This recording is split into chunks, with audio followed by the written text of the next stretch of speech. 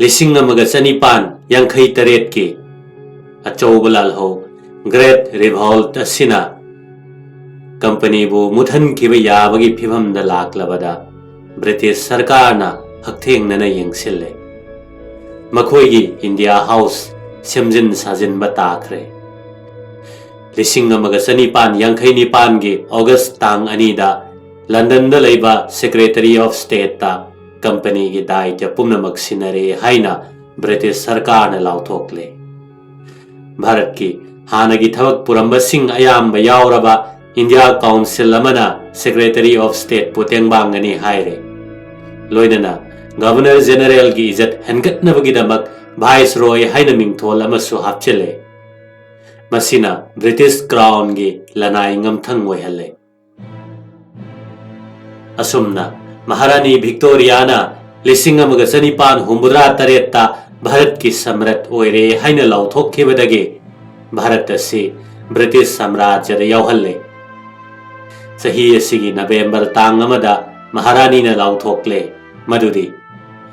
अहानबदा Bharat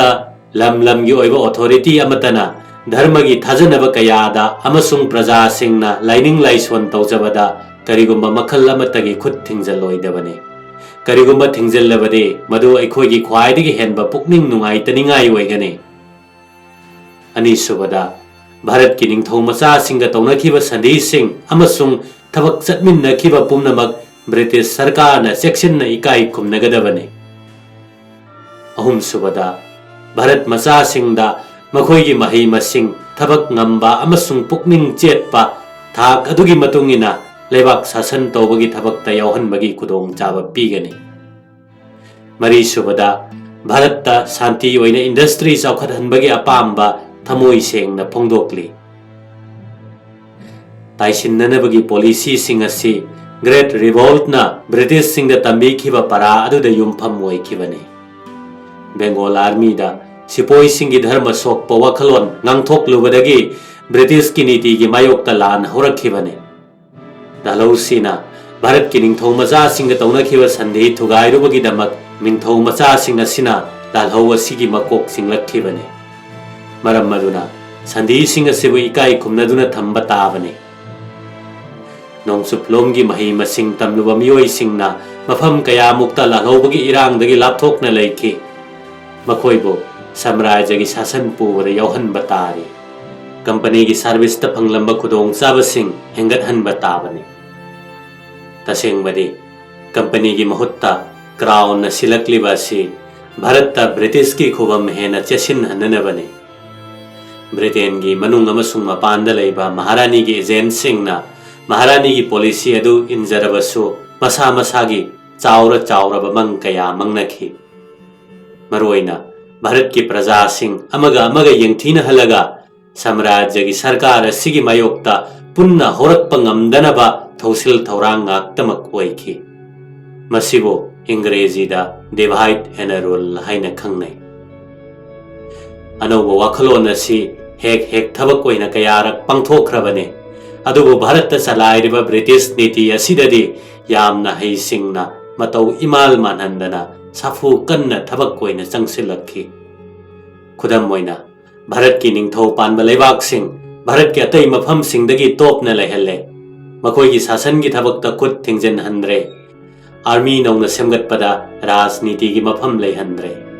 martial class हाइना तोप तोपना थमदुना मियाम मरक्ता मंगक नोना चचबा मी सिंगिदमक फिरा कन्दुना थमले सिविल एडमिनिस्ट्रेशन सेमजिन साजनबदा कांगलुप खरबु तरामना ओखे कांगलुप खरबुना थैदोक्तुना थमखे महारानी की लाउथोक्रब पॉलिसी स्टेटमेंट धर्म द खुद थिंगजलोय हायरबसो हिंदू मुस्लिम अनी की मरक्ता नुंगाई हंदनबगिदमक इरांग तपना तपना सागलखि अहानबदा बहादुर शाहना ग्रेट रिवॉल्ट मागी अयाब उतखिबगा लोइनना मलोबी कयाना लालहौबसिंगी पुकनिंग थौगतखिबा मतम अदुदा ब्रिटिश न हिंदू की माइगैदा लैखि मदुगी मतुंगदा हिंदू की लुचिंगबा खरना ब्रिटिश शासन की मायोक्ता सुम सुम लैरक्लबदा ब्रिटिश न अमुक मुस्लिम बु लूना चाना तौसिनखि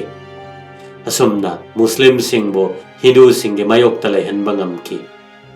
पॉलिसी असि लिसांग सितना सुम चथरखि ममैददि ꯀꯔꯤ ꯑꯣꯏꯔꯛꯄ ꯍꯥꯏꯕꯗꯨ ꯌꯥꯝꯅ ꯀꯤꯅꯤꯡꯉꯥꯏ ꯑꯣꯏꯈꯤ꯫ ꯚꯥꯔꯠꯀꯤ ꯅꯤꯡꯊꯧ ꯃꯆꯥꯁꯤꯡꯗ ꯃꯍꯥꯔꯥꯅꯤ ꯚꯤꯛꯇꯣꯔꯤꯌꯥꯅ ꯄꯨꯛꯅꯤꯡ ꯊꯤꯡꯖꯤꯜꯂꯛꯈꯤꯕꯗꯤ ꯃꯈꯣꯏꯒ ꯃꯔꯨꯞ ꯁꯥꯅꯅꯤꯡꯈꯤꯕꯅꯤ꯫ ꯃꯇꯝ ꯑꯗꯨꯗ ꯚꯥꯔꯠꯇ ꯅꯤꯡꯊꯧ ꯄꯥꯜꯂꯤꯕ ꯂꯩꯄꯥꯛ ꯑꯁꯤ 562ꯅꯤ꯫ ꯚꯥꯔꯠꯀꯤ ꯑꯄꯨꯟꯕ ꯂꯝ ꯄꯨꯝꯅꯃꯛꯀꯤ ꯁꯔꯨꯛ 5ꯒꯤ ꯃꯅꯨꯡꯗ 2 ꯑꯣꯏꯈꯤꯕꯅꯤ꯫ ꯅꯤꯡꯊꯧ ꯃꯆꯥꯁꯤꯡ ꯑꯁꯤꯅꯕꯨ ꯌꯥꯔꯕꯗꯤ ꯕ꯭ꯔꯤꯇꯤꯁꯀꯤ ꯁꯥꯁꯟ ꯁꯣꯏꯗꯅ ꯃꯔꯥ ꯆꯦꯠꯂꯒꯅꯤ ꯍꯥꯏꯅ ꯈꯟꯈꯤꯕꯅꯤ꯫ ꯃꯔꯝ ꯑꯁꯤꯗꯒꯤ ꯃꯈꯣꯏꯕꯨ ꯊꯦꯝꯖꯤꯟꯕ ꯇꯥꯈꯤ꯫ ꯃꯈꯣꯏꯒ ꯀꯝꯄꯅꯤꯒ ꯇꯧꯅꯈꯤꯕ ꯁꯟꯙꯤ ꯄꯨꯝꯅꯃꯛ ꯕꯦꯚꯥꯔ ꯇꯧꯔꯒ ꯃꯈꯣꯏꯒꯤ ꯊꯥꯛ ꯋꯥꯡꯍꯜꯂꯦ꯫ ꯈꯨꯗꯣꯡꯆꯥꯕ ꯀꯌꯥ ꯍꯛꯊꯦꯡꯅꯅ ꯕ꯭ꯔꯤꯇꯤꯁ ꯀ꯭ꯔꯥꯎꯟꯗꯒꯤ ꯐꯪꯕ ꯉꯝꯍꯜꯂꯦ꯫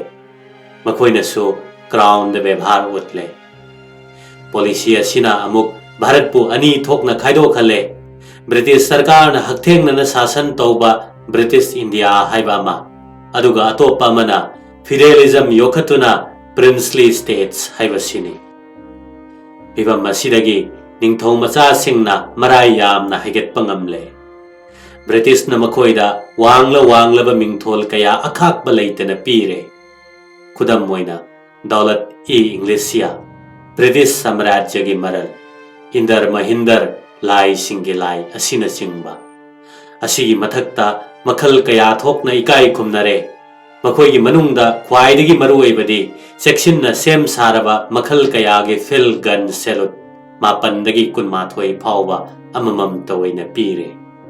ꯂꯣꯏꯅꯅ ꯒ꯭ꯔꯦꯠ ꯔꯤꯚꯣꯜꯠꯀꯤ ꯃꯇꯝꯗ ꯕ꯭ꯔꯤꯇꯤꯁꯀꯤ ꯃꯥꯏꯀꯩꯗ ꯂꯩꯈꯤꯕ ꯅꯤꯡꯊꯧ ꯃꯆꯥꯁꯤꯡꯗ ꯁꯦꯜ ꯑꯣꯏꯅ ꯅꯠꯇ꯭ꯔꯒ ꯂꯝ ꯑꯣꯏꯅ ꯄꯤꯗꯨꯅ ꯃꯅꯥ ꯃꯊꯨꯝ ꯀꯌꯥ ꯐꯪꯍꯜꯂꯦ꯫ ꯑꯁꯨꯝꯅ ꯄ꯭ꯔꯤꯟꯁꯂꯤ ꯏꯟꯗꯤꯌꯥꯅ ꯕ꯭ꯔꯤꯇꯤꯁ ꯁꯥꯝꯔꯥꯖ꯭ꯌꯒꯤ ꯃꯇꯤꯛ ꯃꯉꯥꯜ ꯂꯩꯔꯤꯕ ꯑꯗꯨꯒꯤ ꯁꯟꯇ꯭ꯔꯤ ꯑꯣꯏꯍꯜꯂꯦ꯫ ꯑꯗꯨꯃꯛꯄꯨ ꯅꯤꯡꯊꯧ ꯃꯆꯥꯁꯤꯡꯗ ꯄꯤꯔꯤꯕ ꯁꯛꯇꯤ ꯑꯁꯤ ꯑꯀꯛꯅꯕ ꯃꯑꯣꯡꯗꯅꯤ꯫ ꯃꯅꯥꯛ ꯃꯅꯥꯛꯇ ꯕ꯭ꯔꯤꯇꯤꯁ ꯔꯦꯁꯤꯗꯦꯟꯁꯤ ꯊꯝꯂꯤꯕꯅꯤ꯫ ꯚꯥꯔꯠꯀꯤ ꯚꯥꯏꯁꯔꯣꯏꯒꯤ ꯃꯤꯍꯨꯠꯅꯤ, ꯑꯗꯨꯅ ꯀ꯭ꯔꯥꯎꯟꯒꯤꯁꯨ ꯃꯤꯍꯨꯠ ꯑꯣꯏꯔꯤꯕꯅꯤ꯫ ꯍꯤꯔꯝ ꯈꯨꯗꯤꯡꯃꯛꯇ ꯃꯍꯥꯛꯅ ꯄꯥꯎꯇꯥꯛ ꯄꯤꯕ ꯉꯝꯃꯤ, ꯂꯝꯖꯤꯡꯕ ꯉꯝꯃꯤ꯫ ꯃꯔꯨꯑꯣꯏꯅ ꯐꯝꯕꯥꯜ ꯀꯥꯕꯒꯤ ꯃꯇꯥꯡꯗ ꯌꯦꯠꯅꯔꯛꯂꯕꯗꯤ ꯃꯍꯥꯛꯅ ꯕꯤꯆꯥꯔ ꯇꯧꯏ꯫ ꯁꯥꯁꯟ ꯅꯤꯡꯊꯤꯅ ꯇꯧꯔꯛꯇ꯭ꯔꯒꯅ ꯑꯥꯏꯟ ꯁꯦꯝꯕ ꯉꯝꯃꯤ꯫ ꯁꯛꯇꯤ ꯑꯁꯤ ꯆꯂꯥꯏꯔꯛꯄꯗ ꯀꯔꯤꯒꯨꯝꯕ ꯃꯇꯥꯡꯗ ꯅꯤꯡꯊꯧ ꯃꯆꯥꯁꯤꯡ ꯃꯊ꯭ꯋꯥꯏ ꯄꯥꯟꯗꯕ ꯂꯥꯏꯙꯤꯒꯨꯝꯅ ꯂꯩꯕ ꯇꯥꯈꯤ꯫ ꯃꯇꯥꯡ ꯑꯃꯗꯗꯤ ꯅꯤꯡꯊꯧ ꯃꯐꯝ ꯂꯧꯊꯣꯛꯅꯕ ꯍꯣꯠꯅꯈꯤꯗꯕꯁꯨ ꯅꯠꯇꯦ꯫ 1763ꯇ ꯕꯔꯣꯗꯥꯒꯤ ꯃꯍꯜ ꯔꯥꯎ ꯒꯥꯏꯀꯣꯠꯅ ꯔꯦꯁꯤꯗꯦꯟꯠꯄꯨ ꯍꯨ ꯄꯤꯖꯗꯨꯅ ꯍꯥꯠꯀꯦ ꯇꯧꯔꯨꯕꯗꯒꯤ ꯃꯐꯝ ꯂꯧꯊꯣꯛꯈꯤ꯫ ꯑꯁꯤ ꯍꯥꯏꯗꯨꯅ ꯅꯤꯡꯊꯧ ꯃꯆꯥ ꯄꯨꯝꯅꯃꯛ ꯂꯥꯏꯙꯤ ꯑꯣꯟꯈ꯭ꯔꯦ ꯍꯥꯏꯕꯗꯤ ꯅꯠꯇꯦ꯫ ꯑꯌꯥꯝꯕꯅ ꯔꯦꯁꯤꯗꯦꯟꯠꯁꯤꯡꯒ ꯅꯤꯡꯊꯤꯅ ꯂꯩꯃꯤꯟꯅꯈꯤꯕ ꯌꯥꯎꯏ꯫ ꯔꯦꯁꯤꯗꯦꯟꯠ ꯑꯌꯥꯝꯕꯁꯨ ꯕ꯭ꯔꯤꯇꯤꯁꯀꯤ ꯅꯤꯇꯤꯗ ꯑꯀꯥꯏꯕ ꯇꯧꯔꯛꯇ꯭ꯔꯒꯗꯤ ꯅꯤꯡꯊꯧ ꯃꯆꯥꯁꯤꯡꯒꯤ ꯊꯕꯛꯇ ꯈꯨꯠ ꯊꯤꯡꯖꯤꯟꯗꯦ꯫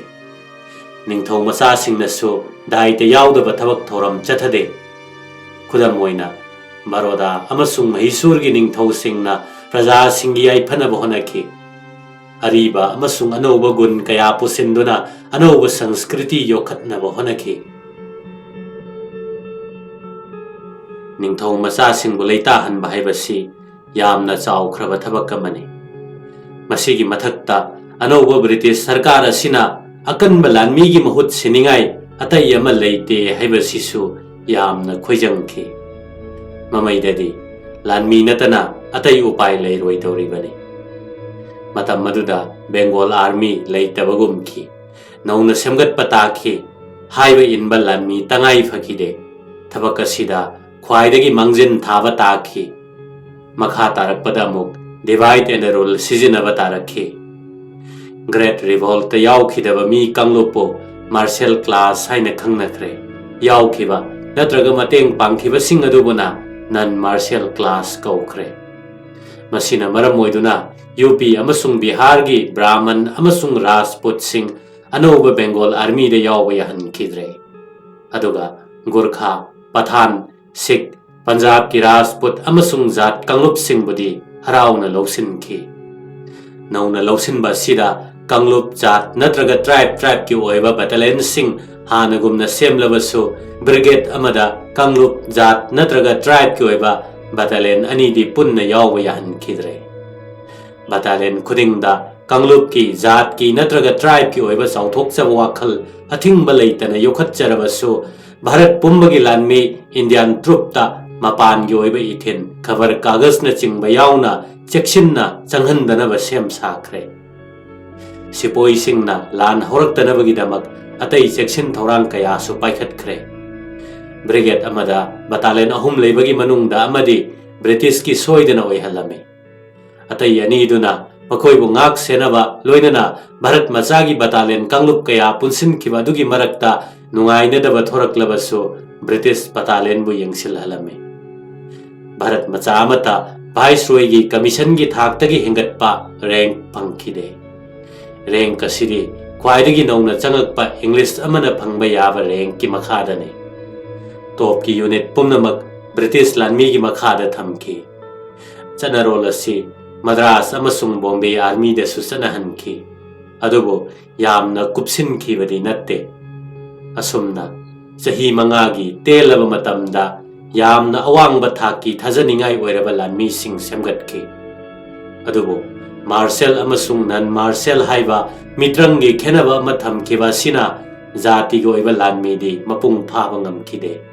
सुपनगी कांगलुप की ओइबा लानमी फावबदी फजन सेमगतपा ngamखि मित्रंग असि ब्रिटिश शासन की अरोइबा मतम फावबा थमखि मसिना मरम ओइदुना यूपी अमसुंग बिहार की अवांगबा थाक्ता लैबा हिंदू सिंगी मचा मसु सिंगना लानमी की थबकता चंगसेनबा ngamखिदे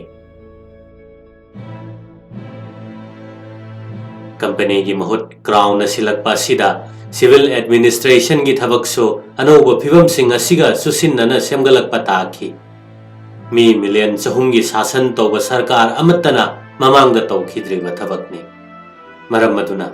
एडमिनिस्ट्रेशन की नेटवर्क यामना थुना पाइखतखि नेटवर्क असिबो स्टैट्यूटरी सिविल सर्विसेस हाइना खंगनदुना मिंग चनबगी थबक यंगसेलहले लिसिंग अमगा सनिपान हुंबुद्रादा मेंबर समापन तरा तरुक सूरे भारत सिंब थुंगना थबक निंगथीना पांगथोकपा हौरक्ले मेंबर खरदि थबक कन्न सुबदा लौसिंग लैबा थबक चथरकपदा अफबा मिंगचत फंगनरक्ले मखोइगी शक्ति यामना कनखलकपदगी इंडियन सिविल सर्विस असे ब्रिटिश साम्राज्य की योट की फ्रेम ने हाइनरक्ले अतई भारत पुंबगी service Indian police Indian audit and accounts असिना सिंबसो इंडियन सिविल सर्विस की मतौगुमना थबक फगलक्तुना लेबाक पुनमक असे ममांगदा मुक्त ओइखिद्रिबा एडमिनिस्ट्रेटिव यूनिट अमा फजन पुरकपा ngamkhre matung tabada provincial service sing maroina revenue amasung judicial service sing asisu mara chesinhale ain gi sanglaba pambo lab khraba khungang sing de yohanba ngamkhre court sing miyamna thajanarakle लिसिंग अमगा चनिपान हुंफुमा थोइदगी governor general की council की आइन member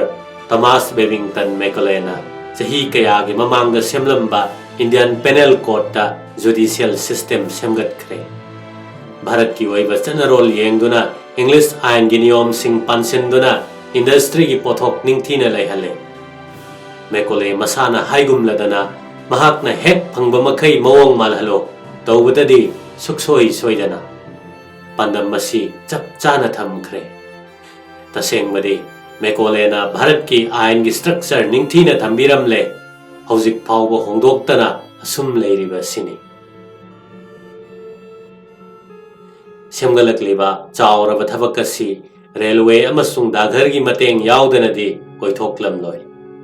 लिसिंग अमगा सनिपान हुंबुद्रानी थोइदा rail लंबी किलोमीटर लिसिंग निपान सांगना प्रेसिडेंसी टाउन सिंह कोलकाता बॉम्बे अमसुंग मद्रास समनहनखरे टेलीग्राफ अमसुंग दाघर की थबकसु हेन मपुंग फाना सेमगले रेल अमसुंग दाघर की थबकनी असिना ब्यूरोक्रेसी की मरनाई अनौब मयोल सुसोंखथले मखोय मखोय की थौरांग मसा मसा की अनिंगबा मतुंगिना सिंदोकनरे रेलवे असि लनाई ब्रिटिश कंपनी सिंग ओइजरबसु थबक की मतांग लाकपददी ऑफिशियल एडमिनिस्ट्रेटिव स्ट्रक्चर की तंगाई फदब सरुक कम ओइरे चैरकसिदा नोंगचुपलोम की मही मसिंग तमलुब भारत मचा सिंगदा था खंथब थबक सुहनबदा थोइना अकाइब लैररोय हाइना खनरकले मरमदी शासन की थबक असि यामना पाक चावरकले ग्रेट रिवोल्ट की मतमदा मखोइना हाइब इनखिबा दुनसु थोइना काइरोय हाइब प्रमाण तौखरे सरकार की अफब थबक पीबा सिना मखोइगी सोई ngamdaba amasung इज्जत सोइदना हेंगतफम थोकपने मरमदि अतई मफमदा अफब थबक मरांग काइना फंगनदे सेंटर अमसुंग प्रोविंस अनिमक्ता एडमिनिस्ट्रेशन की थबक मचा मचा सिंग भारत मचा सिंगदा असुमना लांथोक पहुंगरकले अदुमकपु मसी थौजाल की थबक तिनटखिदे मरमदि असिगुम थबक मचा सिंग असि तौबिनबा इंग्लिश मचा मतम मदुदा लेखिदे अनौब थौरांग असिना ब्रिटिश राज की थबक यामना फगत हनखि पांडमदि यामना अककनखि सुबनगी खजना खुमजिनबा अमसुंग शांति लेहनबा सीतने शांति दी लेरे अदुबो प्रजा मियामगी याइफनबदे करिसु खुमांग चौसनबा ngamखिदे सरकार की आय लबुक खुदिंगदगी खजना हाना लौरंबा अदुना ओइखि कंपनी की मतमदा खजना असि पोट ओइना लौखटपगी महुत्ता सेल ओइना खुमगतपा होरमलबने खजना की चांग होंगहंदना थंबा अमा नत्रगा मतम की मतुंगिना होंदोक होंजिन तौखिबा मतंग की मतुंगिना चंगसिनखि अदुबो लौलोक्तब मतंग लाक्लबसु खजना दी सोइबा याखिदे यंगसिनदना लेखिबा फिरेपसिना अककनब मतमदा अककनब खजना सरकार न फंगबा ngamle मसिना लौब सिंगदा अकनब साफु अमा ओइरे खजना की चांग अरेप थमदबा असुम हेंगलकपा लोइनना लौरोक निंगथिना लोक्तब मतमददि लौब सिंगी मकोक्ता मखुत हापले अतई लम खरदना लोपु सिंगबु ताइनहंदुना खजना की चांग लेपतब येंगदना नमदुना अदुम खोमगत हल्ले थौदौवसिना लोपु सिंगी याइफब ओइरे सरकार की सुनिंग थुंगले लोपु सिंग सरकार की थाजनिंगाई ओइबा क्लास अमा ओइरे मसिदगी हेंदोक्तुना लोपु सिंग की संपत्ति अधिकार अकाय अतोय लेहंदना थमले ऑनररी मैजिस्ट्रेट की फम फावबा अखाकपा लेतना लांथोकले ग्रेट रिवोल्ट की मतमदा ओट नैखिबा तलुकदार सिंग जमींदार सिंग फावबा मसा मसा की लम अमुक हंजनबीरे असुमना साम्राज्य की शक्ति लेरबा युमिरेन कया फजना सेमगले मरकसिदा मियामना सिंथाबा ngamdaba अवाबा कया मायोकनखि ग्रेट रिवोल्ट की मतुंग तारकपदा सही 15 सिदा पाक चाउना चाक तांगबा मंगारक थेंगनखि मी मिलियन कया सीखि खरदि सरकार न मतेंग पिबिखिदबदगिनि ख्वाइदगी हेना साथीखिबदि 1994 की ओडिशा की चाक तांगबदुनि मिसिंग सरुक मरी की मनुंगदा अमा हेना सीखि 1993 तगी 19 फावबदा थोकिबा डेकान चाक तांगबगी साथीबा अवाबा सिगी मरुओइबा मरमदि मियामना लौ सिंगुबगी सिनफमदता माइ वनसिनखिबा सिनाने मी खरत ओइरबसु इंडस्ट्री दगी मतेंग फंगबा ngamखिदबने ब्रिटिश महारानी नदे भारत शांति ओइबा मओंगदा इंडस्ट्री चौखत हनिंगबगी अपामबा फोंदोखि लंबी थोंग अमसुंग रेलवे लेबाक सिन थुंगना लेहलबसु भारत लेरिबा महाकी सरकार नदे ओना तैनबा थबक चथखि सुबनगी ब्रिटिश इंडस्ट्री खक्तंगदा मखोइना मित्येंग थमखि कंपनीना वेस्ट इंडीज तगी ब्रिटिश इंडस्ट्री तौबसिंग कौथोक्तुना बेंगोल निम थाबगी थबक पाइखथनखि मखोइ अयामबदि मिनाइ ललोनबने मखोइना माइ पाकना थबक चथखि अदुबो गुजरात की निम थाबसिंगदे मखुत हामदुना लेबा ताखि ब्रिटिश सिंगना लोन चथखिबा थबक्ति निम थाननबा नेक्लिबा मियोइसिंग अदु साथीना ओट नैबिखिबा अदुनि ओट नैबगी चांग हेनमनखिदुना हिंसागी रिवोल्ट थोखरिबने मसी ओइजरबसु भारत मचा सिंगना मरनाई प्लांटेशन इंडस्ट्री तौबदा काननिंगाई अदुम लेबने अदुबो माइगै असोमददि अंगौब जाति की दमक अदुम ngak सेंदुना ब्रिटिश न थमख्रबने हानना 1994 दा कंपनी न चा थाबा याबा अफबा लम एकर 3,000 लोम असम दा सेल अमत्त तिंगदना ब्रिटिश प्लांटर्स सिंगी दमक खाक्तुना थमख्रबने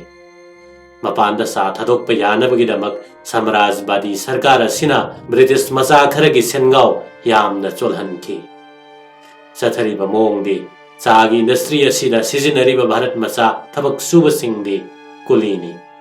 थबक का हेना सिजिनखि सेल न ममिंग तोइना खजिक्तमक पिबिखिबने अयाम्बा साथीना निंगबा कायदुना लोन सेंथोकनखि असुमना बेंगोल की लिमोन की इंडस्ट्री सो अदु मंगाई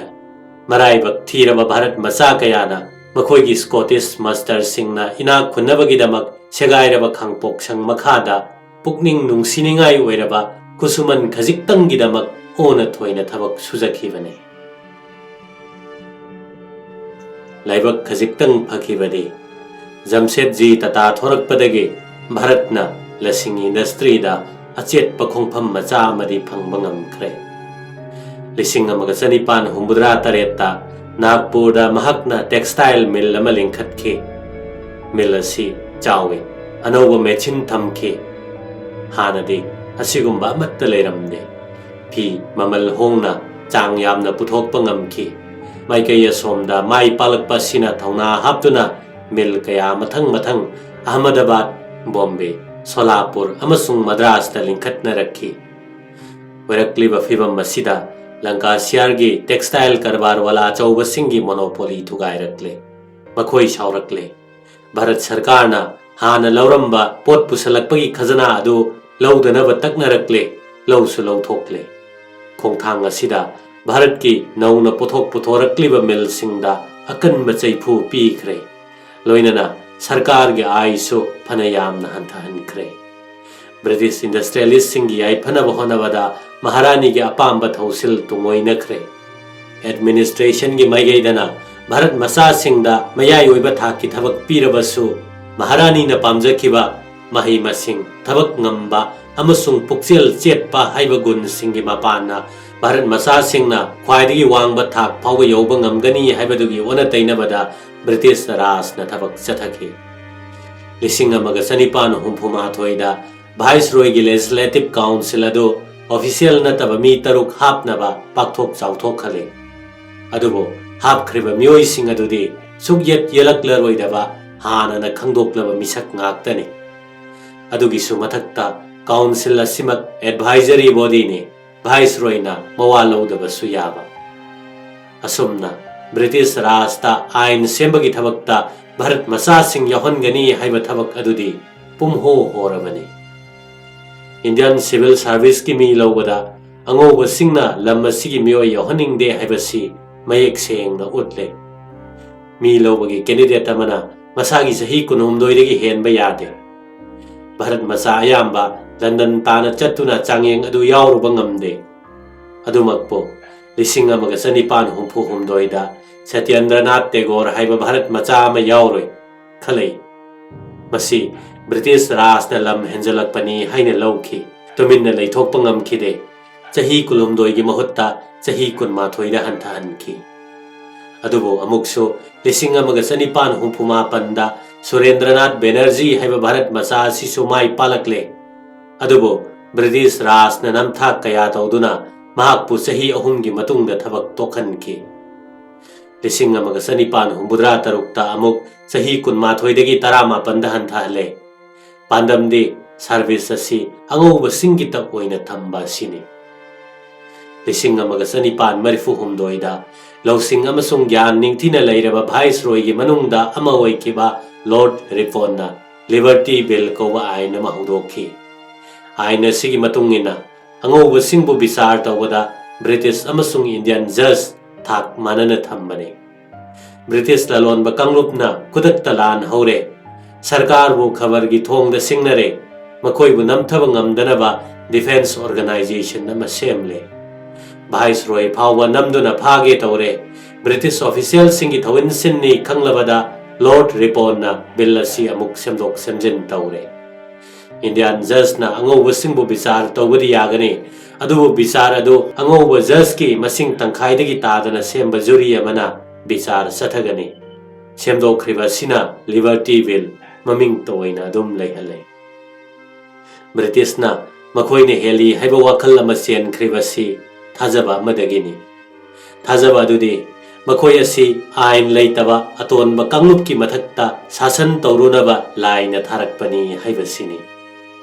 भारत कुम्बा महादेश मचा अमा लाइन जोइ तौबा ngamख्रिबसि असिगुम्बा थाजबा असिननी हाइना लौनखि वाखलोन असिना ग्रेट रिवॉल्ट की अवाब सिंह अदु मयाई चमहनखि पिख्रबा बंगलो थबक मचा तौजरीबा मरुइबा प्रोविंस अमगी चीफ कमिश्नर की थबक पूरीबा ꯁꯤꯡꯍꯥꯁꯟꯗ ꯉꯥꯟꯊꯣꯏꯔꯤꯕ ꯚꯥꯏꯁꯔꯣꯏ ꯐꯥꯎꯕ ꯌꯥꯎꯅ ꯈ꯭ꯋꯥꯏꯗꯒꯤ ꯄꯤꯛꯄꯗꯒꯤ ꯈ꯭ꯋꯥꯏꯗꯒꯤ ꯆꯥꯎꯕ ꯊꯧꯗꯥꯡ ꯄꯨꯔꯤꯕ ꯏꯪꯂꯤꯁ ꯃꯆꯥ ꯄꯨꯝꯅꯃꯛꯅ ꯃꯈꯣꯏꯗꯤ ꯏꯁꯣꯔꯅ ꯁꯥꯁꯟ ꯇꯧꯔꯨꯅꯕ ꯑꯃꯗꯤ ꯅꯝꯊꯔꯨꯅꯕ ꯄꯣꯛꯍꯜꯂꯛꯄꯅꯤ ꯍꯥꯏꯕ ꯋꯥꯈꯜ ꯑꯁꯤꯅ ꯇꯧꯊꯣꯔꯛꯄ ꯈꯨꯗꯤꯡꯒꯤ ꯂꯝꯖꯤꯡ ꯑꯣꯏꯈꯤ꯫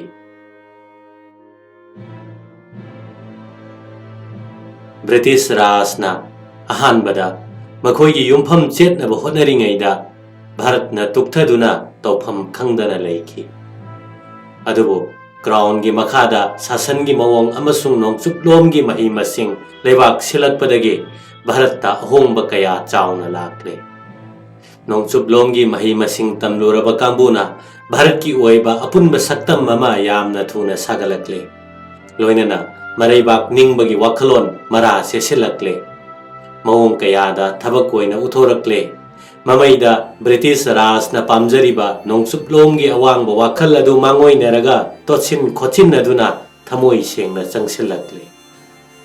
ꯂꯥꯏꯔꯤꯛ ꯂꯥꯏꯁꯨ ꯇꯝꯕꯤꯕꯒꯤ ꯃꯇꯥꯡꯗ ꯅꯣꯡꯆꯨꯞꯂꯣꯝꯒꯤ ꯁꯥꯕꯇ꯭ꯌ ꯃꯁꯛ ꯈꯪꯂꯕꯁꯤꯡꯅ ꯚꯥꯔꯠꯀꯤ ꯍꯥꯟꯅ ꯂꯩꯖꯔꯝꯕ ꯄꯔꯝꯄꯔꯥꯒꯤ ꯃꯇꯨꯡ ꯏꯟꯅ ꯆꯠꯊꯒꯗꯕꯅꯤ ꯍꯥꯏꯈꯤ꯫ ꯃꯁꯤꯒꯤ ꯃꯥꯌꯣꯛꯇ ꯑꯃꯨꯛ ꯏꯪꯂꯤꯁ ꯁꯥꯕꯇ꯭ꯌ ꯄꯥꯝꯕꯁꯤꯡꯅ ꯏꯪꯒ꯭ꯔꯦꯖꯤꯒꯤ ꯃꯇꯦꯡꯅ ꯅꯣꯡꯆꯨꯞꯂꯣꯝꯒꯤ ꯃꯍꯩ ꯇꯝꯕꯒꯤ ꯊꯧꯑꯣꯡ ꯑꯁꯤꯅ ꯍꯦꯟꯅ ꯐꯒꯅꯤ ꯍꯥꯏꯈꯤ꯫ ꯀꯝꯄꯅꯤꯅ ꯃꯇꯝ ꯁꯥꯡꯅ ꯌꯦꯠꯅꯔꯤꯕ ꯑꯁꯤ ꯇꯥꯁꯤꯟ ꯈꯪꯖꯤꯟꯅꯗꯅ ꯂꯩꯊꯣꯛꯈꯤ꯫ 1735ꯗ ꯃꯦꯀꯣꯂꯦꯅ ꯍꯥꯏꯔꯛꯄꯗꯒꯤ ꯅꯣꯡꯆꯨꯞꯂꯣꯝꯒꯤ ꯁꯤꯛꯈ꯭ꯌꯥꯔꯣꯝꯗ ꯊꯨꯅ ꯌꯥꯡꯅ ꯆꯪꯁꯤꯜꯂꯛꯂꯦ꯫ ꯃꯁꯤꯅ ꯀꯝꯄꯦꯅꯤꯒꯤ ꯊꯕꯛ ꯃꯆꯥ ꯃꯆꯥꯗ ꯂꯧꯁꯤꯟꯕ ꯌꯥꯕ ꯃꯤꯑꯣꯏꯁꯤꯡ ꯁꯦꯝꯒꯠꯄꯗ ꯑꯆꯧꯕ ꯃꯇꯦꯡ ꯑꯃ ꯑꯣꯏꯔꯒꯅꯤ ꯍꯥꯏꯅ ꯈꯟꯕꯗꯒꯤꯅꯤ꯫ ꯑꯗꯨꯕꯨ ꯃꯦꯀꯣꯂꯦꯅ ꯚꯥꯔꯠꯀꯤ ꯀꯂꯥ, ꯙꯔꯃ, ꯁꯪꯁꯀ꯭ꯔꯤꯇꯤ ꯑꯃꯁꯨꯡ ꯑꯥꯏꯟꯒꯤ ꯄꯔꯝꯄꯔꯥ ꯑꯁꯤ ꯁꯨꯡꯃꯨꯠ ꯃꯨꯠꯂꯔꯣꯏꯗꯕꯅꯤ ꯍꯥꯏꯕꯁꯤꯗ ꯊꯥꯖꯕ ꯃꯤ ꯑꯃ ꯑꯣꯏꯔꯕꯁꯨ ꯋꯥꯐꯝ ꯑꯁꯤ ꯅꯥꯊꯩꯔꯝꯂꯒ ꯑꯅꯧꯕ ꯃꯍꯩ ꯃꯁꯤꯡ ꯇꯝꯒꯗꯕꯅꯤ ꯍꯥꯏꯅ ꯁꯝꯄꯠꯅ ꯂꯣꯏꯁꯤꯟꯈꯤ꯫ ꯊꯕꯛ ꯑꯣꯏꯅ ꯆꯠꯊꯔꯛꯄꯗ ꯑꯣꯔꯤꯌꯦꯟꯇꯦꯜ ꯀꯜꯆꯔ ꯇꯨꯡꯑꯣꯏꯅꯈ꯭ꯔꯦ꯫ ꯃꯁꯥꯃꯛꯅ ꯍꯥꯏꯗꯣꯛꯈꯤ, ꯑꯐꯕ ꯌꯨꯔꯣꯄꯤꯌꯟ ꯂꯥꯏꯕ꯭ꯔꯦꯔꯤꯒꯤ ꯀꯥꯈꯜ ꯑꯃꯈꯛꯇꯪꯅ ꯚꯥꯔꯠ ꯑꯃꯁꯨꯡ ꯑꯔꯥꯕꯤꯌꯥ ꯑꯅꯤꯒꯤ ꯃꯁꯥꯒꯤ ꯑꯣꯏꯖꯕ ꯁꯥꯍꯤꯇ꯭ꯌ ꯑꯄꯨꯟꯕ ꯄꯨꯀꯩꯗꯒꯤ ꯍꯦꯟꯅ ꯃꯃꯜ ꯌꯥꯝꯃꯤ ꯍꯥꯏꯅ꯫ ꯑꯃꯔꯣꯝꯗ ꯃꯦꯀꯣꯂꯦꯅ ꯂꯧꯈ꯭ꯔꯤꯕ ꯐꯤꯔꯦꯞ ꯑꯁꯤꯅ ꯀꯝꯄꯅꯤꯒꯤ ꯋꯥꯔꯦꯞ ꯑꯣꯏꯖꯈ꯭ꯔꯕꯁꯨ ꯚꯥꯔꯠꯀꯤ ꯑꯣꯏꯅꯗꯤ ꯌꯥꯝꯅ ꯐꯕꯅꯤ꯫ ꯃꯔꯝꯗꯤ ꯂꯩꯕꯥꯛ ꯑꯁꯤꯅ ꯑꯅꯧꯕ ꯖꯨꯛ ꯑꯃꯗ ꯈꯣꯡꯗꯥꯔꯛꯂꯦ꯫ ꯀꯝꯄꯅꯤꯒꯤ ꯑꯇꯣꯞꯄ ꯋꯥꯔꯦꯞ ꯑꯃꯅ ꯁꯔꯀꯥꯔꯒꯤ ꯊꯕꯛ ꯆꯂꯥꯏꯅꯕꯒꯤꯗꯃꯛ ꯑꯃꯁꯨꯡ ꯀꯣꯔꯠꯇ ꯁꯤꯖꯤꯟꯅꯅꯕꯒꯤꯗꯃꯛ ꯄꯥꯔꯁꯤꯒꯤ ꯃꯍꯨꯠꯇ ꯑꯪꯒ꯭ꯔꯦꯖꯤꯅ ꯑꯣꯐꯤꯁꯤꯌꯦꯜ ꯂꯦꯡꯒ꯭ꯋꯦꯖ ꯑꯣꯏꯔꯒꯅꯤ ꯍꯥꯏꯅ ꯂꯥꯎꯊꯣꯛꯈꯤꯕ ꯑꯁꯤꯅꯤ꯫ ꯋꯥꯔꯦꯞ ꯑꯁꯤ ꯃꯨꯁꯂꯤꯝꯁꯤꯡꯅ ꯌꯥꯅꯤꯡꯈꯤꯗꯦ꯫ ꯃꯈꯣꯏꯗꯤ ꯍꯥꯟꯅꯁꯨ ꯅꯣꯡꯆꯨꯞꯂꯣꯝꯒꯤ ꯀꯜꯆꯔ, ꯅꯣꯡꯆꯨꯞꯂꯣꯝꯒꯤ ꯏꯖꯨꯀꯦꯁꯟ ꯑꯁꯤꯅ ꯄꯨꯝꯅꯃꯛ ꯃꯥꯡꯊꯣꯛꯀꯗꯧꯔꯦ, ꯊꯧꯁꯥꯐꯝ ꯁꯨꯡꯊꯣꯛ ꯊꯣꯛꯇꯦ ꯍꯥꯏꯅ ꯂꯥꯎ ꯈꯣꯡꯗꯨꯅ ꯂꯩꯔꯤꯕꯅꯤ꯫ 1735ꯒꯤ ꯃꯃꯥꯡ ꯐꯥꯎꯕꯗ ꯕꯦꯡꯒꯣꯜꯗ ꯅꯣꯡꯆꯨꯞꯂꯣꯝꯒꯤ ꯁꯤꯛꯁ꯭ꯌꯥ ꯁꯟꯗꯣꯛꯄ ꯃꯇꯝꯗ ꯃꯈꯣꯏꯅ ꯈ꯭ꯔꯤꯁꯇꯟ ꯃꯤꯁꯅꯔꯤꯁꯤꯡꯅ ꯑꯌꯥꯝꯕ ꯆꯂꯥꯏꯔꯤꯕ ꯏꯪꯂꯤꯁ ꯁ꯭ꯀꯨꯜꯁꯤꯡꯗ ꯆꯪꯗꯗꯨꯅ ꯃꯈꯣꯏꯒꯤ ꯃꯗ꯭ꯔꯥꯁꯥꯁꯤꯡꯗ ꯄꯨꯛꯅꯤꯡ ꯂꯨꯞꯇꯨꯅ ꯂꯩꯅꯔꯦ꯫ ꯐꯤꯚꯝ ꯑꯁꯤ ꯑꯁꯨꯝ ꯆꯠꯊꯔꯛꯇꯨꯅ ꯈ꯭ꯔꯤꯁ꯭ꯇꯥꯕꯇ 1735ꯒꯤ ꯃꯇꯨꯡꯗꯁꯨ ꯍꯦꯟꯅ ꯑꯗꯨꯝ ꯆꯦꯠꯁꯤꯟꯅ ꯂꯩꯅꯔꯦ꯫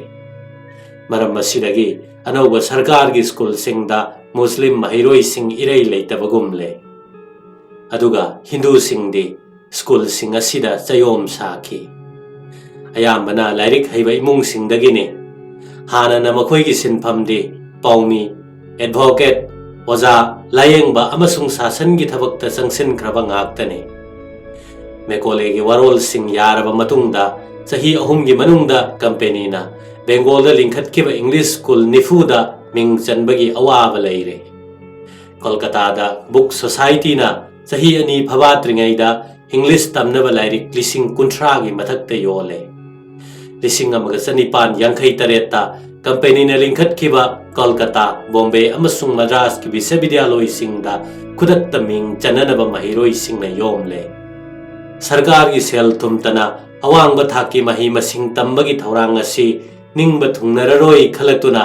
ꯄ꯭ꯔꯥꯏꯚꯦꯠ ꯀꯣꯂꯦꯖꯁꯤꯡ ꯁꯔꯀꯥꯔꯅ ꯁꯦꯜꯒꯤ ꯇꯦꯡꯕꯥꯡ ꯈꯔ ꯄꯤꯔꯒ ꯂꯤꯡꯈꯠꯄ ꯄꯥꯝꯅꯔꯛꯂꯦ꯫ 1764ꯒꯤ ꯃꯇꯨꯡꯗꯗꯤ ꯑꯁꯤꯒꯨꯝꯕ ꯀꯣꯂꯦꯖꯁꯤꯡ ꯑꯁꯤꯒꯤ ꯃꯁꯤꯡꯅ ꯁꯔꯀꯥꯔꯒꯤ ꯑꯃꯁꯨꯡ ꯃꯤꯁꯅꯔꯤ ꯀꯣꯂꯦꯖꯁꯤꯡꯒꯤ ꯃꯁꯤꯡꯗꯒꯤ ꯊꯨꯅꯃꯛ ꯍꯦꯟꯗꯣꯔꯛꯂꯦ꯫ 19ꯁꯨꯕ ꯁꯇꯥꯕꯗꯤꯒꯤ ꯑꯔꯣꯏꯕ ꯁꯔꯨꯛꯇꯗꯤ ꯃꯦꯀꯣꯂꯦꯒꯤ ꯃꯪꯂꯥꯟ ꯑꯗꯨꯗꯒꯤ ꯌꯥꯝꯅ ꯍꯦꯟꯗꯣꯛꯅ ꯒ꯭ꯔꯦꯖꯨꯑꯦꯠ ꯃꯁꯤꯡ ꯂꯥꯛꯉꯝꯗꯅ ꯄꯨꯊꯣꯛꯅꯔꯛꯂꯦ꯫ ꯑꯁꯨꯝꯅ ꯅꯣꯡꯆꯨꯞꯂꯣꯝꯒꯤ ꯁꯤꯛꯁꯥ ꯐꯪꯂꯕ ꯃꯤꯌꯥꯝ ꯑꯃ ꯑꯄꯨꯟꯕꯒꯤ ꯃꯤꯁꯤꯡ ꯌꯦꯡꯂꯨꯔꯒꯗꯤ ꯈꯖꯤꯛꯇꯪ ꯑꯣꯏꯔꯕꯁꯨ ꯂꯩꯕꯥꯛ ꯁꯤꯟꯕ ꯊꯨꯡꯅ ꯂꯩꯔꯛꯂꯦ꯫ ꯏꯪꯒ꯭ꯔꯦꯖꯤ ꯂꯣꯟ ꯑꯃꯁꯨꯡ ꯃꯥꯟꯅꯕ ꯁꯤꯛꯁꯥ ꯐꯪꯂꯛꯄ ꯂꯣꯏꯅꯅ ꯄꯥꯛꯊꯣꯛ ꯆꯥꯎꯊꯣꯔꯛꯂꯤꯕ ꯂꯝꯕꯤ ꯊꯣꯡꯒꯤ ꯈꯨꯗꯣꯡꯆꯥꯕ ꯄꯨꯝꯅꯃꯛ ꯑꯁꯤꯅ ꯖꯥꯇꯤ ꯑꯁꯤꯒꯤ ꯏꯇꯤꯍꯥꯁꯇ ꯑꯃꯨꯛꯇ ꯑꯣꯏꯈꯤꯗ꯭ꯔꯤꯕ ꯃꯑꯣꯡꯗ ꯚꯥꯔꯠ ꯄꯨꯝꯕꯒꯤ ꯑꯄꯨꯟꯕ ꯁꯛꯇꯝ ꯑꯃ ꯅꯤꯡꯊꯤꯅ ꯁꯥꯒꯠꯂꯛꯂꯦ꯫ ꯃꯈꯣꯏꯒꯤ ꯃꯤꯠꯌꯦꯡ ꯄꯥꯛꯏ ꯚꯥꯔꯠ ꯄꯔꯝꯄꯔꯥ ꯑꯃꯁꯨꯡ ꯅꯣꯡꯆꯨꯞꯂꯣꯝꯒꯤ ꯏꯔꯥꯡ ꯑꯅꯤꯒꯤ ꯀꯥꯟꯅꯕ ꯂꯪꯗꯥꯏ ꯑꯃ ꯂꯩꯕꯥꯛꯁꯤꯗ ꯄꯨꯔꯛꯄ ꯉꯝꯂꯦ꯫ ꯏꯪꯂꯤꯁ ꯁ꯭ꯀꯨꯜ ꯑꯃꯁꯨꯡ ꯀꯣꯂꯦꯖꯇꯒꯤ ꯊꯣꯔꯛꯄ ꯅꯍꯥꯔꯣꯜ ꯑꯌꯥꯝꯕ ꯁꯔꯀꯥꯔꯒꯤ ꯊꯕꯛꯇ ꯆꯪꯅꯈꯤ꯫ ꯊꯕꯛ ꯑꯁꯤꯗ ꯍꯦꯛ ꯆꯪꯈꯤꯕꯗꯒꯤ ꯃꯈꯣꯏꯅ ꯕ꯭ꯔꯤꯇꯤꯁ ꯔꯥꯖꯅ ꯍꯥꯏꯕ ꯏꯜꯂꯕ ꯀꯔꯃꯆꯥꯔꯤ ꯉꯥꯛꯇ ꯑꯣꯏꯈ꯭ꯔꯦ꯫ ꯑꯗꯨꯕꯨ ꯐꯤꯚꯝ ꯑꯁꯤ ꯁꯦꯜ ꯊꯨꯝꯒꯤ ꯆꯩꯊꯦꯡꯅ ꯑꯣꯏꯍꯟꯈꯤꯕꯅꯤ꯫ ꯃꯈꯣꯏꯒꯤ ꯃꯥꯁꯇꯔꯁꯤꯡꯒꯤ ꯌꯥꯏꯐꯅꯕ ꯉꯥꯛꯇꯤ ꯅꯠꯈꯤꯗꯦ꯫ ꯂꯥꯏꯕꯛ ꯐꯕꯗꯒꯤ ꯃꯈꯣꯏ ꯈꯔꯅ ꯁꯔꯀꯥꯔꯒꯤ ꯊꯕꯛꯇ ꯆꯪꯈꯤꯗꯦ꯫ ꯎꯀꯤꯜ, ꯄꯥꯎꯃꯤ, ꯗꯣꯛꯇꯔ ꯅꯠꯇ꯭ꯔꯒ ꯄ꯭ꯔꯥꯏꯚꯦꯠ ꯃꯍꯩ ꯇꯝꯐꯝꯁꯤꯡꯗ ꯑꯣꯖꯥ ꯑꯣꯏꯗꯨꯅ ꯃꯈꯣꯏꯅ ꯃꯔꯣꯝꯗꯣꯝ ꯄꯨꯟꯁꯤ ꯂꯦꯅꯈꯤ꯫ ꯑꯁꯤꯒꯨꯝꯕ ꯄꯨꯟꯁꯤ ꯑꯁꯤꯗ ꯃꯈꯣꯏꯅ ꯁꯔꯀꯥꯔꯒꯤ ꯀꯔꯃꯆꯥꯔꯤꯁꯤꯡꯅ ꯐꯪꯗꯕ ꯅꯤꯡꯈꯥ ꯇꯝꯕ ꯑꯗꯨ ꯐꯪꯕ ꯉꯝꯈꯤ꯫ ꯑꯁꯨꯝꯅ ꯅꯤꯡꯇꯝꯂꯛꯄ ꯑꯁꯤꯒꯤ ꯀꯥꯟꯅꯕ ꯅꯣꯡꯃ ꯅꯣꯡꯃꯒꯤ ꯍꯦꯟꯒꯠꯂꯛꯂꯦ꯫ ꯑꯁꯤꯒꯨꯝꯕ ꯃꯤꯑꯣꯏꯁꯤꯡ ꯑꯁꯤꯅ ꯃꯔꯩꯕꯥꯛ ꯅꯤꯡꯕꯒꯤ ꯈꯣꯜꯂꯥꯎ ꯃꯀꯥ ꯂꯥꯝꯅ ꯐꯣꯡꯗꯣꯛꯆꯕ ꯉꯝꯂꯛꯂꯦ꯫ ꯇꯨꯡꯒꯤ ꯏꯇꯤꯍꯥꯁ ꯃꯈꯣꯏꯒꯤ ꯑꯣꯏꯔꯔꯦ꯫ ꯀꯝꯄꯅꯤꯅ ꯅꯤꯡꯖꯔꯝꯕꯗꯤ ꯅꯣꯡꯆꯨꯞꯂꯣꯝꯒꯤ ꯁꯤꯛꯁꯥ ꯐꯪꯂꯕ ꯍꯥꯏꯕ ꯏꯜꯂꯕ ꯚꯥꯔꯠ ꯃꯆꯥꯁꯤꯡ ꯑꯣꯏꯔꯛꯀꯅꯤ꯫ ꯃꯈꯣꯏ ꯆꯥꯕ ꯊꯛꯄꯗ, ꯁꯥꯖꯠ ꯂꯝꯆꯠꯇ, ꯃꯕꯨꯙꯤ ꯃꯔꯧꯁꯤꯡꯗ ꯏꯪꯂꯤꯁ ꯍꯥꯏꯕꯗꯨ ꯑꯣꯏꯔꯛꯀꯅꯤ ꯑꯁꯤꯅꯤ꯫ ꯑꯗꯨꯕꯨ ꯑꯅꯧꯕ ꯃꯤꯑꯣꯏꯁꯤꯡ ꯑꯁꯤ ꯑꯗꯨꯝꯅ ꯑꯣꯏꯔꯛꯇ꯭ꯔꯦ꯫ ꯅꯣꯡꯆꯨꯞꯂꯣꯝꯒꯤ ꯑꯋꯥꯡꯕ ꯋꯥꯈꯜ ꯑꯗꯨ ꯐꯪꯂꯨꯕꯗꯒꯤ ꯚꯥꯔꯠꯀꯤ ꯃꯤꯈꯥ ꯄꯣꯜꯂꯕ ꯃꯤꯌꯥꯝꯒꯤꯗꯃꯛ ꯃꯊꯃꯣꯏ ꯑꯁꯨꯝ ꯁꯣꯛꯂꯛꯂꯦ꯫ ꯅꯣꯡꯃꯗꯤ ꯕ꯭ꯔꯤꯇꯤꯁꯁꯤꯡꯒꯤ ꯃꯤꯅꯥꯏ ꯌꯣꯜꯍꯤꯡꯗꯒꯤ ꯅꯥꯟꯊꯣꯛꯄ ꯆꯨꯝꯃꯤ ꯈꯜꯂꯛꯂꯦ꯫ ꯃꯔꯛ ꯑꯁꯤꯗ ꯑꯔꯥꯟꯕ ꯇꯧꯕꯁꯤꯡ, ꯃꯉꯛ ꯀꯜꯂꯤꯕꯁꯤꯡ ꯑꯁꯤ ꯃꯈꯣꯏꯅ ꯉꯝꯖꯕ ꯃꯑꯣꯡꯗ ꯆꯨꯝꯊꯣꯛꯅꯕ ꯊꯕꯛ ꯀꯌꯥ ꯆꯪꯁꯤꯟꯈ꯭ꯔꯦ꯫ ꯃꯄꯨ ꯁꯥꯖꯤꯟꯅꯕꯁꯤꯡ ꯑꯁꯤꯅ ꯁꯪꯁꯀ꯭ꯔꯤꯇꯤꯒꯤ ꯊꯕꯛꯇꯗꯤ ꯃꯄꯨ ꯁꯥꯍꯟꯐꯝ ꯊꯣꯛꯇꯦ ꯍꯥꯏꯅ ꯄꯨꯛꯅꯤꯡꯗ ꯆꯞ ꯌꯨꯡꯅꯈ꯭ꯔꯦ꯫ ꯃꯈꯣꯏꯒꯤ ꯂꯥꯏꯕꯛ ꯐꯕꯅ 19 ꯁꯨꯕ ꯁꯇꯥꯕꯗꯤꯒꯤ ꯌꯨꯔꯣꯞꯀꯤ ꯄꯟꯗꯤꯠ ꯀꯌꯥꯅ ꯚꯥꯔꯠꯀꯤ ꯍꯧꯈ꯭ꯔꯕ ꯃꯇꯝꯒꯤ ꯐꯖꯕ ꯀꯌꯥ ꯈꯨꯗꯝꯒ ꯂꯣꯏꯅꯅ ꯁꯤꯡꯊꯥꯅꯔꯦ꯫ ꯁꯝꯔꯥꯠ ꯑꯁꯣꯛꯅ ꯅꯨꯡꯗ ꯍꯛꯇꯨꯅ ꯊꯝꯂꯝꯕ ꯑꯋꯥꯡꯕ ꯋꯥꯈꯜꯂꯣꯟꯁꯤꯡ, ꯁꯪꯁꯀ꯭ꯔꯤꯠ ꯂꯣꯟ ꯑꯃꯁꯨꯡ ꯁꯥꯍꯤꯇ꯭ꯌꯒꯤ ꯃꯄꯥ ꯂꯩꯇꯅ ꯐꯖꯕꯁꯤꯡ, ꯒ꯭ꯔꯤꯛ ꯑꯃꯁꯨꯡ ꯂꯦꯇꯤꯟ ꯐꯥꯎꯕꯅ ꯌꯧꯗ꯭ꯔꯤꯕ ꯔꯁꯁꯤꯡ ꯅꯤꯡꯊꯤꯅ ꯅꯩꯅꯔꯛꯏ꯫ 1965ꯗꯗꯤ ꯖꯔꯃꯟꯒꯤ ꯄꯤꯊꯣꯔꯛꯂꯕ ꯃꯒꯨꯟꯅ ꯂꯩꯇꯦꯡꯂꯕ ꯅꯣꯡꯄꯣꯛꯂꯣꯝꯒꯤ ꯁꯥꯕꯇ꯭ꯌ ꯃꯁꯛ ꯈꯪꯂꯕ ꯄꯟꯗꯤꯠ ꯃꯦꯛꯁ ꯃꯨꯂꯔꯒꯤ the sacred books of the east ꯑꯃꯁꯨꯡ ꯖꯦꯝꯁ ꯐꯔꯒꯨꯁꯟꯒꯤ history of Indian and eastern architecture ꯂꯥꯏꯔꯤꯛ ꯑꯅꯤ ꯑꯁꯤ ꯐꯣꯡꯂꯛꯄꯗꯒꯤꯗꯤ ꯊꯥꯏꯅꯒꯤ ꯍꯤꯟꯗꯨꯁꯤꯡꯒꯤ ꯃꯇꯤꯛ ꯃꯒꯨꯟ ꯄꯥꯛ ꯁꯟꯅ ꯈꯪꯅꯔꯛꯂꯦ꯫ ꯃꯁꯤꯒꯤ ꯃꯃꯥꯡꯗ ꯀꯥꯂꯤꯗꯥꯁꯀꯤ ꯁꯀꯨꯟꯇꯂꯥ, ꯋꯤꯂꯤꯌꯝ ꯖꯣꯟꯁꯅ ꯑꯪꯒ꯭ꯔꯦꯖꯤꯗ ꯍꯟꯗꯣꯛꯇꯨꯅ ꯑꯈꯪ ꯑꯍꯩ ꯄꯨꯝꯅꯃꯛꯅ ꯐꯖꯕ ꯃꯁꯛ ꯈꯪꯅꯈ꯭ꯔꯕꯅꯤ꯫ 19 ꯁꯨꯕ ꯁꯇꯥꯕꯗꯤꯒꯤ ꯑꯅꯤꯁꯨꯕ ꯇꯪꯈꯥꯏꯗ ꯚꯥꯔꯠ ꯃꯆꯥꯁꯤꯡꯅ ꯆꯂꯥꯏꯖꯕ ꯄ꯭ꯔꯦꯁꯁꯤꯡꯅ ꯅꯦꯁꯅꯦꯂꯤꯖꯝꯒꯤ ꯏꯅꯣꯠ ꯌꯥꯝꯅ ꯁꯛꯇꯤ ꯂꯩꯅ ꯍꯥꯞꯈꯤ꯫ ꯏꯪꯂꯤꯁ ꯆꯦꯐꯣꯡꯁꯤꯡꯅ ꯏꯪꯒ꯭ꯔꯦꯖꯤ ꯉꯥꯡꯕ ꯑꯄꯥꯕꯁꯤꯡꯗ ꯔꯥꯖꯅꯤꯇꯤꯒꯤ ꯁꯤꯛꯁꯥ ꯃꯊꯪ ꯄꯤꯔꯛꯄꯒ ꯂꯣꯏꯅꯅ ꯚꯥꯔꯠꯀꯤ ꯂꯣꯟꯗ ꯐꯣꯡꯂꯤꯕ ꯆꯦꯐꯣꯡꯁꯤꯡꯅ ꯏꯪꯒ꯭ꯔꯦꯖꯤ ꯈꯪꯗꯕ ꯑꯄꯥꯕꯁꯤꯡꯗ ꯑꯁꯤꯒꯨꯝꯕ ꯁꯤꯛꯁꯥ ꯑꯁꯤ ꯄꯤꯔꯛꯈꯤ꯫ ꯚꯥꯔꯠꯇ ꯈ꯭ꯋꯥꯏꯗꯒꯤ ꯑꯍꯥꯟꯕ ꯄꯥꯎꯆꯦꯗꯤ ꯏꯪꯂꯤꯁꯁꯤꯡꯅ 19 ꯁꯨꯕ ꯁꯇꯥꯕꯗꯤꯒꯤ ꯇꯪꯈꯥꯏ ꯆꯜꯂꯛꯄ ꯃꯇꯨꯡꯗ ꯀꯣꯜꯀꯇꯥ, ꯕꯣꯝꯕꯦ ꯑꯃꯁꯨꯡ ꯃദ്ꯔꯥꯁꯇ ꯆꯌꯣꯜꯒꯤ ꯑꯣꯏꯅ ꯐꯣꯡꯕ ꯆꯦꯐꯣꯡꯁꯤꯡ ꯑꯗꯨꯅꯤ꯫ 19 ꯁꯨꯕ ꯁꯇꯥꯕꯗꯤꯒꯤ ꯑꯉꯟꯕꯗꯗꯤ ꯔꯥꯖꯥ ꯔꯥꯝꯃꯣꯍꯟ ꯔꯣꯏꯅ ꯆꯥꯡ ꯅꯥꯏꯅ ꯏꯈꯤꯕ ꯀꯜꯀꯇꯥ ꯁꯝꯕꯠ ꯀꯧꯃꯨꯗꯤꯅꯆꯤꯡꯕ ꯚꯥꯔꯠꯀꯤ ꯂꯣꯟꯗ ꯐꯣꯡꯕ ꯍꯞꯇꯥꯒꯤ ꯅꯠꯇ꯭ꯔꯒ ꯊꯥꯈꯥꯏꯒꯤ ꯑꯣꯏꯕ ꯆꯦꯐꯣꯡ ꯀꯌꯥ ꯊꯣꯔꯛꯂꯦ꯫ ꯆꯦꯐꯣꯡꯁꯤꯡ ꯑꯁꯤ ꯑꯌꯥꯝꯕꯅ ꯂꯝꯒꯤ ꯑꯣꯏꯅ ꯇꯧꯈꯤꯕ ꯃꯔꯝꯅ ꯀꯣꯄꯤ ꯌꯥꯝꯅꯗꯤ ꯆꯠꯈꯤꯗꯦ꯫ ꯑꯗꯨꯒꯤꯁꯨ ꯃꯊꯛꯇ ꯍꯦꯟꯅ ꯄꯥꯛ ꯆꯥꯎꯔꯤꯕ ꯔꯥꯖꯅꯤꯇꯤꯒꯤ ꯁꯃꯁ꯭ꯌꯥꯗ ꯃꯣꯠ ꯄꯤꯕꯒꯤ ꯃꯍꯨꯠꯇ ꯁꯪꯁꯀ꯭ꯔꯤꯇꯤ ꯑꯃꯁꯨꯡ ꯁꯃꯥꯖꯀꯤ ꯑꯣꯏꯕ ꯍꯤꯔꯝꯁꯤꯡꯗ ꯑꯌꯥꯝꯕ ꯅꯩꯅꯈꯤꯕꯅꯤ꯫ ꯄꯥꯎꯆꯦꯁꯤꯡꯅ ꯇꯁꯦꯡꯅ ꯆꯥꯎꯈꯠꯈꯤꯕꯗꯤ ꯔꯦꯜꯋꯦ, ꯄꯣꯁꯠ ꯑꯃꯁꯨꯡ ꯇꯦꯂꯤꯒ꯭ꯔꯥꯐ ꯂꯥꯛꯄꯗꯒꯤꯅꯤ꯫ ꯅꯨꯡꯇꯤꯒꯤ ꯐꯣꯡꯕ ꯆꯦꯐꯣꯡ ꯑꯍꯥꯟꯕ ꯑꯗꯨ ꯕ꯭ꯔꯤꯇꯤꯁ ꯂꯂꯣꯟꯕꯁꯤꯡꯅ ꯁꯦꯜ ꯄꯨꯊꯣꯛꯈꯤ, ꯃꯔꯝꯗꯤ ꯃꯗꯨꯅ ꯃꯈꯣꯏꯒꯤ ꯀꯔꯕꯥꯔꯗ ꯍꯦꯟꯅ ꯆꯥꯎꯈꯠꯅꯕ꯫ ꯃꯁꯤꯒꯤ ꯇꯨꯡꯑꯣꯏꯅꯅ ꯚꯥꯔꯠ ꯃꯆꯥꯁꯤꯡꯅ ꯁꯤꯟꯖ ꯂꯥꯡꯖꯕ ꯆꯦꯐꯣꯡꯁꯤꯡ कलकत्तागी आनंद बाजार पत्रिका, मद्रास की हिंदू, इलाहाबाद की लीडर, लाहौर की ट्रेवन असिनचिंगबा मथंग मथंग पुथोकनरखी भारत मचासिंगे इंग्लिश की पाउचे सिंगदा ब्रिटिश राज की खोंगथांग खुदिंगमक जाति की ओइबा मित्येंगदगी खना नैनरे भारत की ओइबा मित्येंग थमजरबसु मपाल लमगी थौदोकसिंग मिराइखिदे इटालीदा गरबल्दीना करमना निंगतंबा पुरखिबा आयरलैंडदा पर्नेलना आयरिश होम रूल करमना लांथेंगनखिबा असिना चिंगबा कया तोइना नैनदुना फोंखि भारत मचासिंगना फोंगबा इंग्रेजी सेफोंगसिंगदगी भारत की लोन सिंगदा फोंगबा सेफोंगसिंगना हेना माइ पाखि मरमदि मसिंग यामना चटपा हेनखि अपाबा यामना हेनखि 1945 अपुनबा कॉपी लाख 3 गुम्बा चले कॉपी अमा खुथांग यैना पानखिबना अपाबा सिंगी मसिंग लाख 10 की मथक्ता ओइगने मसिंग असी हौजिक्का चांगदमनरुबदा यामजद्रबसु मतम मदुगी ओइना येंगलगदि यामना लेमलबने बेंगोल अमसुंग महाराष्ट्रददि इंग्लिश की सेफोंग सिंगदगी लनाई सेफोंग सिंगना हेना थौना लैना मोट फोंदोरखि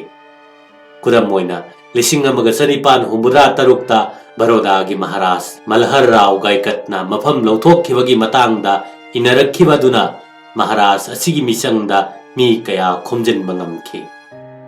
ओइरक्लिबा मओंग असिदा सरकार न तुमिन्ना लैथोकपा ngamnamde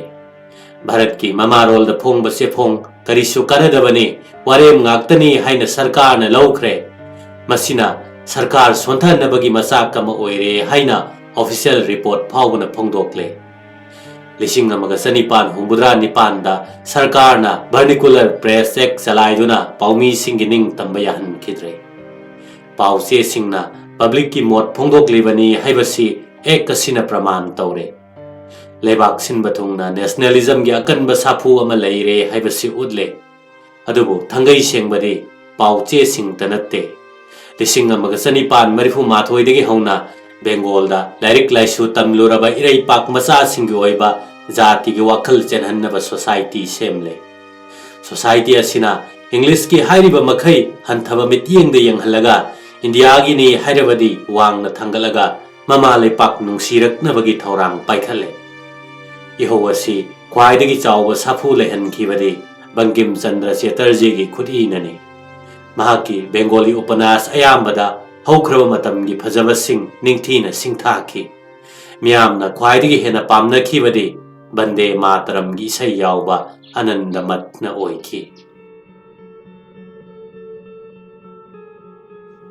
मरकसिदा दादाभाई नौरोजीना लेबाक असिगी मंगजिल थारबा राजनीति की लुचिंगबा ओइरक्ले महाकना इंग्लैंड मक्तदा बिजनेस फार्म लिंखलुबा अहानबा इंडियन ने ममिंग यामना चटखि भारत की यामलबा लनथुम पुमनमक मथंग मथंग सिंगथोखिदुना भारत असी ब्रिटिश न पुंगमुत मुथत कदौरे हाइना संदोकपा होरखि माइगय सोमदा यामना ममिंग लेरबा पंडित अमसुंग जज महादेव गोविंद रानादे मतिक लेना थबक चथरे महाकना 1994 पुना सार्वजनिक सेवा लिंखत्खि सोसाइटी असिगी लमजिंग मखादा भारत की मियामना सेल थुमगी फिबम फत्रिबा असिगी मरम कया थिरोक्तुना सरकार यंगसिनबिनबा रिपोर्ट लानखत्खि मसिदगी हेना कन्सिनबा थबक चथनबगिदमक 1993 इंडियन सिविल सर्विस तगी तांथोक्लबा मतुंगदा प्रोफेसर अमसुंग जर्नलिस्ट ओइना ममिंग लेरबा सुरेंद्रनाथ बैनर्जी ना इंडियन एसोसिएशन लिंखत्खि महाकना पांथोखिबा पब्लिक की ओइबा थबक सिंगी मनुंगदा 1994 की वर्निकुलर प्रेस एक्ट अमसुंग आईसीएस ता चंगनबगिदमक चही 18 दगी हेनबा यारोय हाइरकपा अनि असि ममिंग पनबा याय महाकी वंगांग हैबा अमसुंग अकीबा लेतने इथोकपा ngambagi शक्तिना मियामगी खोलाव निंगथीना सागतखे महाकी भाषण अमसुंग आर्टिकल मतम अदुगी मियामने यामना पामनबा इंग्लिश सेफोंग बेंगोली दा साफु लेना फोंगलखि ममैदा 1994 दा खांगबा ngamdraba सरकारना वर्निकुलर प्रेस एक्ट लौथोखि आईसीएस की वाफम अदुबदी मतम खरा अदुम मचंगखि आईसीएस ता भारत मचा सिंग तगी ओइना चांगयेंग तौदना नॉमिनेट तौगदबा सर्विस अमा हौदोखि खोंथांग असिदा बेनर्जीना असावबगी मपा लेखिदे मरमदे मसिना भारत मचा सिंगबु इकाइबा पीबता नतना भारत मचा सिंगना आईसीएस परीक्षा थाबा याररोय लोइनना हंथबा थाकी सर्विस असी मखोइना हाइबे इंदुनत लेगदबा लोयलिस्टिंग की मचा मसू सिंग ओइरगनी ममई थंगदा लिसिंग अमगा चनिपान मरिफु तरेता स्टेट्यूटरी सिविल सर्विस मुथतख्रे ICS परीक्षादा सही 18 सही 19 फाउबद हेंगत्तुना हानगी फिवमदा हंजनबा ngamle सरकार गा मुक्नबा अतोप थौदोक कमना लिसिंग अमगा चनिपान हुंबुद्रा मापनदा वसुदेव वल्लभन फटके हाइबा बॉम्बे की ब्राह्मण मचा मना हिंसा की लंबीदा चंगसलखिबादुने महाक अहानबदा सरकार की केरानी ओइरमे केरानी ओइरिङैदा मथक थोंबा इंग्लिश ऑफिसर सिंह ओट नैखिबा लिसिंग अमगा चनिपान हुंबुद्रा तरुक हुंबुद्रा तरेता डेकान की चाक तांगबदा महाराष्ट्र की प्रजा मियामना वाखिबा जस्टिस रनादेना भारत की लायरबगी मरम थिरोकपा सिना सिंगबा सिना मागी थमोइदा मई होना चाखलक्तुना ब्रिटिश की मथक्ता लान होरखी महाक नैथोरखी हौजिक प्रजा सिंह यामना नुंगाइनद्रे अनौब खोंथांग अमा थांगबा ताई मपुक लामलबा मी खुदिंगना सोइदना यौसिलकने थाक हंथना लैबा मियोइना अयाम्बा ओइबा मी चनीमुक महाकना खुमजिल्ले कंपनी अनि सेमले महाक की लालोंगदे इना खुनबसिंगदगी लुट तौरगा लायरबसिंगदे यंथोकपा हाइबसिने थबक असिना लायरब लौमी पुमनमक मागी लिचिंग मखादा लाकनी हाइना महाकना थाजखी अदुबु थुनमक सरकार की लानमीना कोइथी थिरक्तुना महाकपु फाख्रे एदेंदा मपुनसी चुप्पा मियात पीदुना लोई थाख्रे लिसिंग अमगा चनिपान मरिफु हुमदोइदा मफम मदुदा मसागी चही 19 सुफात्रिङैदा सीखी अदुमकपो महाकी वारी अमसुंग थबकना तोला तारबा ज्ञान सुद्रिबा नहारोल सिंगदे शक्ति यामना लैरबा साम्राज्य अमगी मथक्ता लान हौनबगी इतिहास समरी ओइरखी मरकसिदा ब्रिटिश राजना सागलक्लिबा वेस्टर्न कल्चर असिदा सुसिन्नबा यारक्तबदगी मुस्लिम अमसुंग हिंदू अनिमक कंगाउनरक्ले धर्मगी तंग तादबा फिबमदा लाक्ले ग्रेट रिवोल्ट के हेक मतुंगदा मलुबी सिंगना रिवोल्ट अदु सौगतनबा फतवा पीखी बहादुर साहबो हिंदुस्तान की बादशाहनी हाइना लाउथोखे मतम मदुदगी हौना ब्रिटिश सिंगना मुसलमान सिंगबु चिंगनखी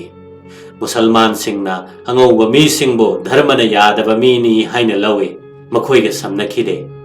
नोंगचुप्लोम की शिक्षा संदोरक्लिबा सिसु थवोइखिदे मखा तारक्लिबना हिंदू सिंगना मखोइदगी हेना मतम की चौखत इचेंदा यावरे मखोइना मतम कुइनगी ओइना सोथदुना लेहोरे